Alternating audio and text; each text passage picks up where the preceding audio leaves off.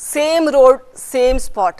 ఒక్కరు కాదు, ఇద్దరు కాదు, 2 ఏళ్లలో 11 మంది బలైపోయారు. అక్కడ ప్రమాదం జరిగితే బ్రతికి బట్టగట్టడం అసాధ్యమే.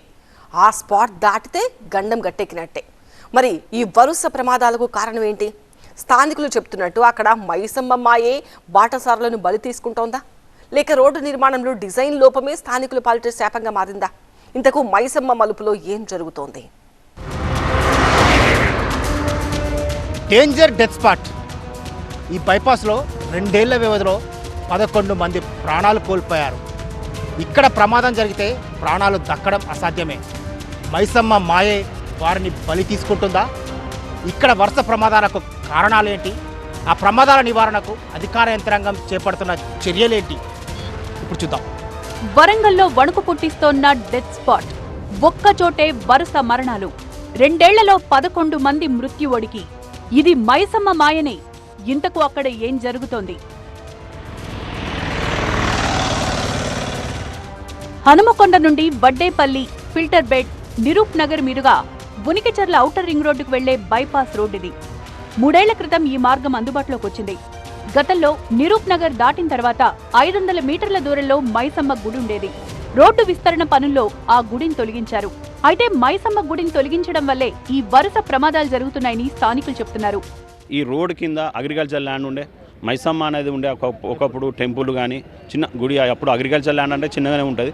సో అది ఆ రోడ్ కింద వెళ్ళడం వలన టెంపుల్ పోవడం అనేది టెంపుల్ మీద రోడ్ వేసుకోపోవడం అదొక కారణమని మా భయం. 2 రోజుల క్రితం ఇదే ప్రాంతంలో లారీ ఢీకుని దేవన్నపేట గ్రామానికి చెందిన శరత్ కుమార్ అనే యువకుడు అక్కడికక్కడే మృతి చెందాడు.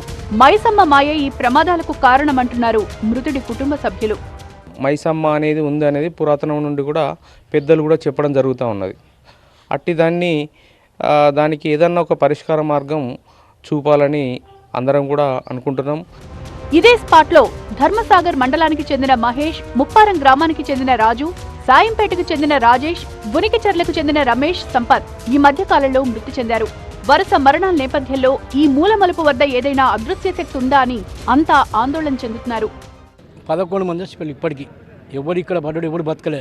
నిన్నొక్క పిల్లాడు పడ్డాడు, ఆయనకు హెల్మెట్ ఉన్నట్లా మేము లేపినాక ఏమన్నా అంటే ఇక్కడ ఎందుకు పడ్డామని మేము అడిగితే ఏమన్నా అంటే నాకు అసలు ఇక్కడికి వచ్చేవారు కళ్ళ సీకడ వచ్చిందన్నాను. మరోవైపు ఈ విషయం స్థానిక వర్ధనపేట ఎమ్మెల్యే నాగరాజు దృష్టికి వెళ్లడంతో సంబంధిత అధికారులతో కలిసి ఈ ప్రాంతాన్ని పరిశీలించారు. రోడ్డు నిర్మాణంలో లోపాల కారణంగా ప్రమాదాలు జరుగుతున్నాయన్న ఎమ్మెల్యే ప్రజలు మూఢనమ్మకాలను విశ్వసించవద్దని సూచించారు. అలాగే మైసమ్మ గుడిని కూడా నిర్మిస్తామన్నారు. ఒక ఇంజనీరింగ్ ఫాల్ట్ లాగా అనిపిస్తుంది నాకు తెలిసి. I'm not a road engineer, as a police ఆఫీసర్గా చేసిన కాబట్టి అనుబంధంతో ఇది మేము బ్లాక్ స్పాట్ అని పిలుస్తాం. సో దీన్ని రోడ్ ఇంజనీర్ని పిలిపించి చేస్తే సార్ ఇక్కడ 40 కిలోమీటర్స్ స్పీడ్ పోవాలి. యాక్చువల్గా వాళ్ళు సైనేజ్ కూడా పెట్టిండ్రు, వాళ్ళది కూడా తప్పిదం లేదు. ఈ 40 కిలోమీటర్స్ పోవాల్సిన స్పీడ్ మీద అబోవ్ 40 పోతే డెఫినెట్గా they will met with the accidents అని వాళ్ళు చెప్తున్నారు.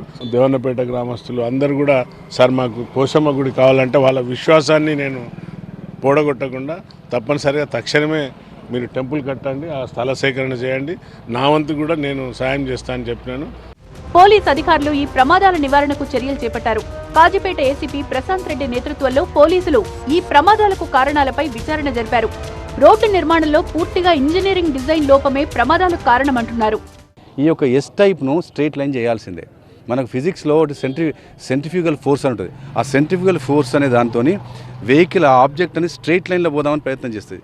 ఆ స్ట్రైట్ లైన్లో పోదామంటే ఇక్కడ స్ట్రైట్ లైన్ కాకుండా ఇలా వచ్చి ఇలా తిరగాల్సి వస్తుంది. సో దానివల్ల ఒక రిజల్ట్ దీనికి సంబంధించి ఏంటంటే ఖచ్చితంగా ఈ షోల్డర్స్ దగ్గర స్ట్రైట్ లైన్ చేయాల్సిన అవసరం ఉంది.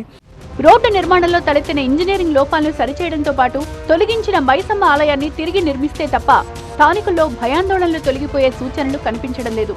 మరి ప్రభుత్వం ఏం చేస్తుందో చూడాలి. ఈ మార్గంలో వెళ్ళాలంటేనే ప్రజలు తీవ్ర భయాందోళనలు చెందుతున్నారు. సో 11 మంది ప్రాణాలు పోయిన తర్వాత అయినా అధికార యంత్రాంగం స్పందించారు. ఇమ్మీడియట్గా ఇక్కడ మరో ప్రమాదం జరగకుండా ముందు జాగ్రత్త చర్యలు చేపట్టారు. ఈ విషయాన్ని టీవీ9 అధికారుల దృష్టికి తీసుకువెళ్లిన నేపథ్యంలో అధికార యంత్రాంగం కూడా ఇమ్మీడియట్గా స్పందించింది. ప్రమాద నివారణకు శ్రీకారం చుట్టారు. కెమెరా పర్సన్ మునాతో పెద్దీష్, టీవీ9 వరంగల్.